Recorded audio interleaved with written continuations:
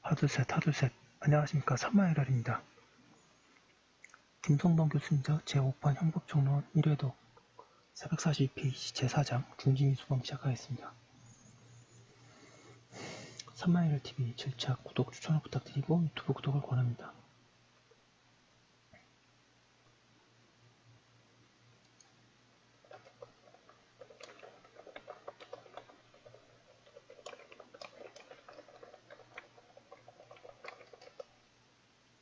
제4장 중지미수범 제1절 중지미수의 의의와 유형. 로마자 1번 중지미수의 의의. 중지미수란 행위자가 실행에 착수한 후에 자의로 실행을 중지하거나 결과 발생을 방지하여 결과가 발생하지 않은 경우를 말한다.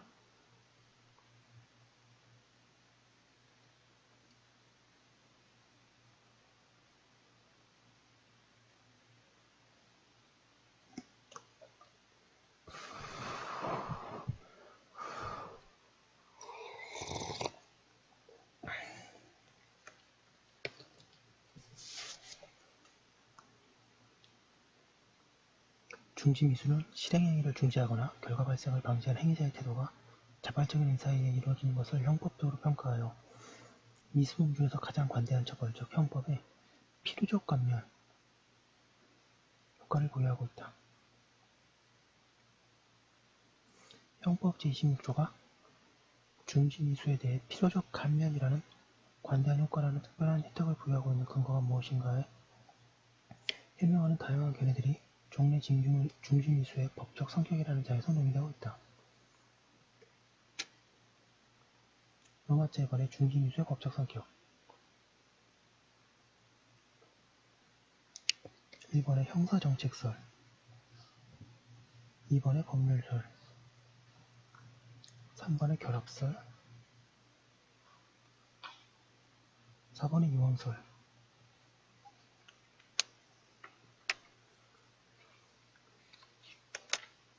1번의 형사정책설.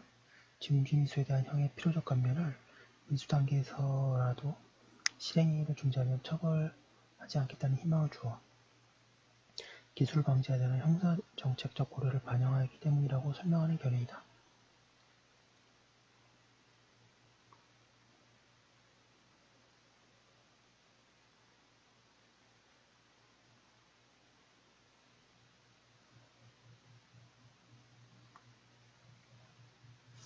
필요적 감면 효과가 후퇴를 장려하는 황금의 다리라고 설명하는 견해나 범행중지를 필요 행위자의 공적으로 보아 이러한 공적에 대한 국가의 보상 내지 은사라고 설명하는 견해, 혹은 일반 예방이나 특별 예방이라는 형벌 목적에 비추어 볼 때 행위자에 대한 처벌의 필요성이 감소, 소멸하는 것으로 볼 수 있기 때문이라고 설명하는 견해 등도 형사정책적 고려를 반영하고 있는 태도라고 할 수 있다.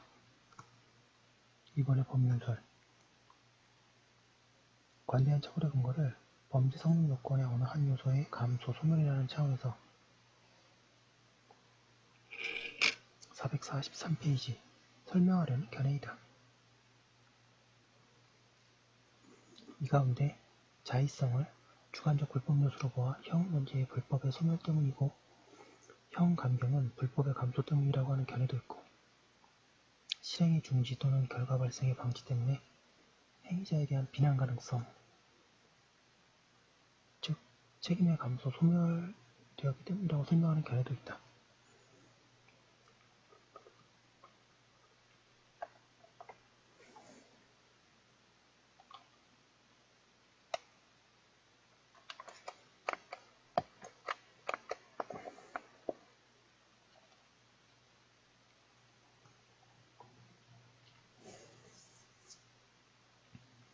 (3번의) 결합설.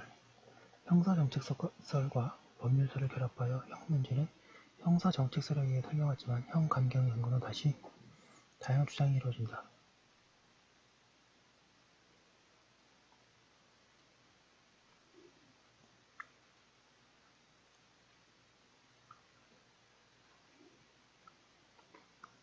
형 감경이 불법 감소, 소멸 때문이라는 주장 견해도 있고, 책임 감소, 소멸이라고 주장하는 견해도 있으며 불법과 책임이 모두 감소되기 때문이라고 주장하는 견해도 있다. 4번의 유언설. 형해범죄와 관계를 부정하지 않고 형사정책적 관점 중에 장려 내지 보상이라는 측면과 법률적 관점 중 책임감소 소멸이라는 측면을 동시에 가지고 있다고 주장하는 결의이다.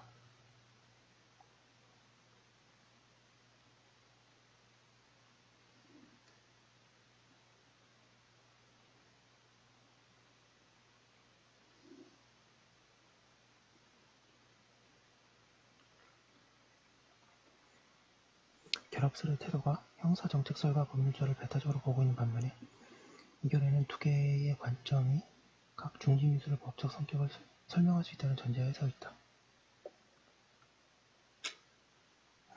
중지미수의 법적 성격에 학설의 이미지편 위의 각 견해들의 대립은 자의성과 범죄 체계상의 지위에 관한 견해 차이에서 비롯되었고 있다. 필요적 간면의 근거를 불법감소 소멸에서 설명하려는 견해는 자의성의 문제를 중지미수범의 위법성 심사 단계에서 검토하고 있는 견해이고 책임감경 혹은 면제에서 설명하려는 견해는 자의성의 문제를 책임심사 단계에서 검토하는 견해이며 형사정책서는 자의성은 범죄 성립 요건 중에 어느 하나에 결부시키지 않는 견해이다. 하지만 이러한 견해들은 중지미수범의 성립 요건을 규정하고 있는 형법 제26조에 대한 해석론의 차원에서 주장하고 있는 견해들이 아니다. 중지미수를 처벌하는 형법 규정을 입법화할 때 어떤 근거에서 관대한 효과를 줄 것인가에 대해 각각 근거를 제시하고 있음에 불과하다. 이러한 각 관점들은 중지미수법의 성립 여부에 대한 결론에서 아무런 차이를 내지 않기 때문에 형법 적용상의 의미는 학설 대립으로 검토할 사항이 아니라는 점을 주의해야 한다.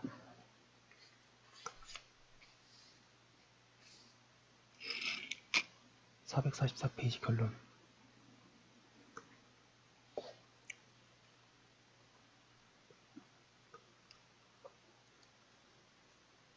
중지미수를 관대하게 처벌하여 형의 필요적 감면이라는 혜택을 주고 있는 형법의 태도를 형사정책적 관점에서 설명하는 태도와 법률적 관점에서 설명하는 태도의 실제상의 차이는 없다. 하지만 자의성이 위법성의 요건과 결부되는 것으로 설명하는 태도는 취할 수 없다. 왜냐하면 중지미수의 경우에도 행위자가 고의를 가지고 실행에 착수한 이상 행위불법이 감소되거나 소멸될 수 있는 단계를 넘어선다고 해야 하기 때문이다. 뿐만 아니라 자의성을 불법 요소와 결부시키면 중지미수범에 가담한 자의성이 없는 자에 대해서도 불법의 연대작용에 의해 형의 감면의 혜택을 주어야 하는 부당한 결과가 생긴다. 따라서 완전한 불법 행위를 보인 불법 행위자가 더 이상 행위를 중지하거나 결과를 방지함에 있어서 보여준 자의성은 불법한 행위 측면에 대한 비난 가능성의 감소 또는 소멸과 연결되어 요소로 파악하는 것이 타당하다.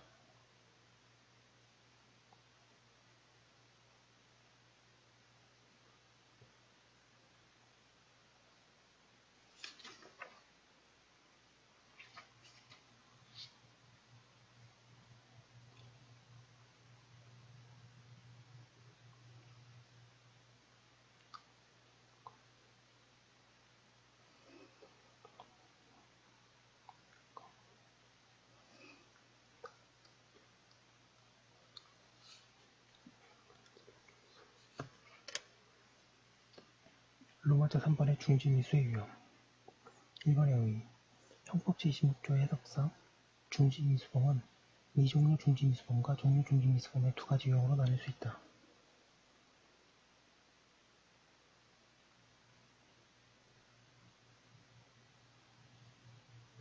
미종류 중지미수범이란 행위자가 실행행위 종료 전에 자의로 더 이상 실행행위로 나아가지 않고 중지한 경우를 말한다.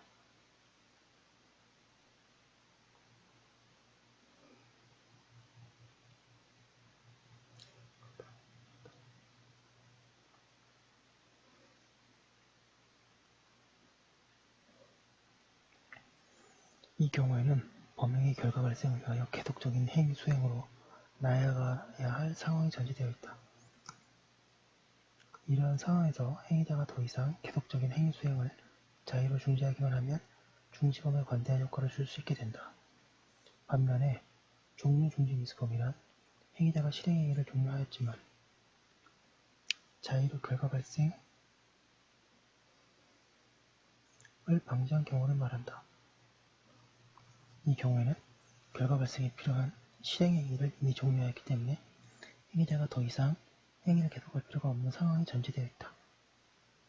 따라서 행위자가 적극적으로 결과를 방지하지 않으면 중지범에 관대한 효과를 줄 수 없게 된다. 445페이지에 2번의 구별의 실익. 중지미수범을 이와 같이 두 가지로 구별해야 하는 이유는 중지미수범을 인정하기 위한 요건이 각기 다르기 때문이다. 전자의 경우는 행위자의 자의에 의한 실행에 중지라는 요건만 있으면 중지미수범이 인정되고, 후자의 경우에는 행위자의 자의에 의한 결과 발생의 방지라는 요건이 있어야 중지미수범이 인정된다. 양자를 구별하기 위해서는 먼저 행위자의 실행행위가 종료되었는가, 종료미수, 아직 종료되지 못했는가, 미종료미수를 구별해야 한다. 구별학설. 행위자의 행위가 미종료미수인가, 종료미수인가를 구별할 건데, 행위자가 6발의 실탄이든 통으로 피해자를 살해하기 위하여 첫 발을 쏘아 총알이 빗나간 후 다시 쏠 수 있었는데도 그 후에 사격행위를 포기한 경우 같이 행위자가 결과 발생 전에 애초 계획과는 달리 실행을 중지한 경우에 문제된다. 이에 관한 대법원 입장은 아직 없다.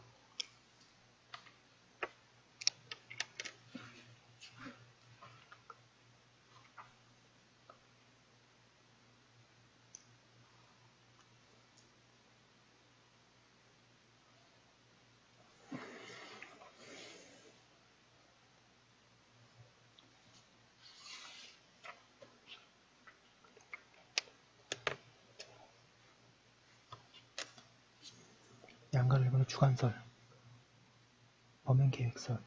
실행의 착수 시에 행위자가 어떤 의사를 가지고 있었는가에 초점을 맞추는 견해이다.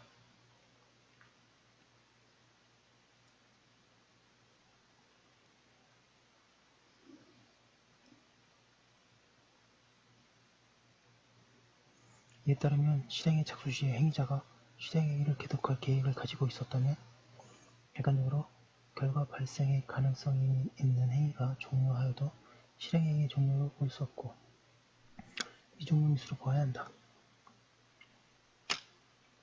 과거 독일의 판례가 취한 태도였지만 사전에 치밀한 계획을 짜서 여러가지 결과약의 가능성을 염두에 두고 실행에 착수한 범인은 미종료미수로 처리될 가능성이 크므로 유리하게 취급되는 결과가 되는 문제점이 있다는 비판을 받았다.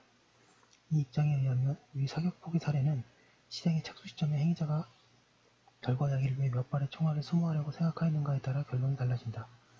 만약 행위자가 자신의 평소 사격 실력으로 판단하여 2번 사격으로 피해자를 사살할 수 있다고 생각하였다면 한 번의 사격 후의 중지는 미종료 미수가 된다.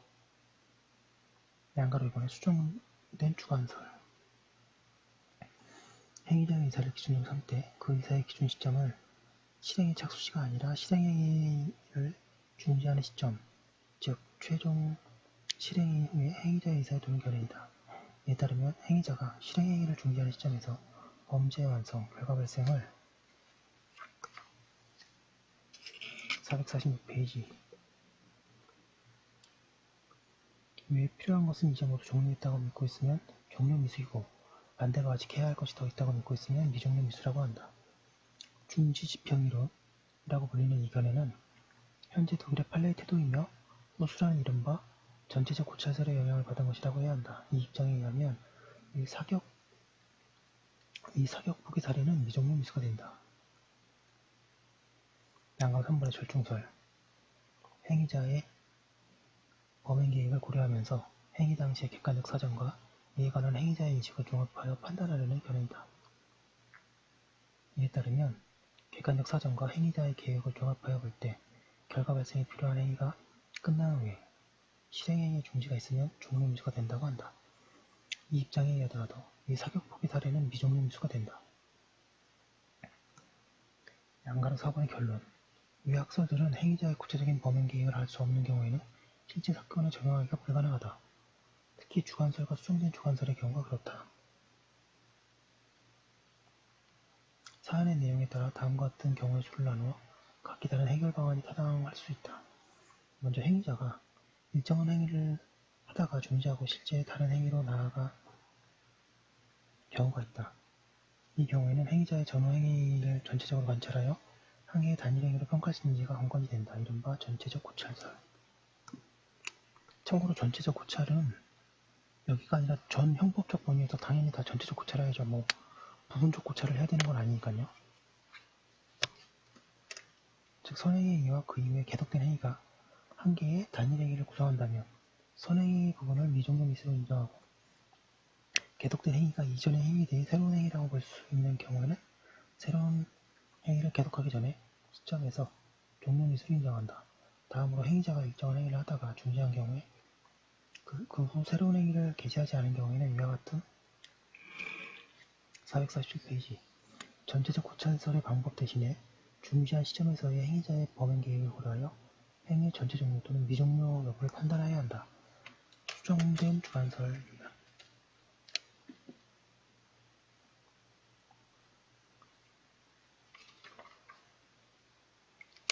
교수님은 수정된 주관설을 주장하고 계신 것 같습니다. 여기까지 한 걸로 두고 또 잠깐 쉬었다가 다음 것을 하도록 하겠습니다.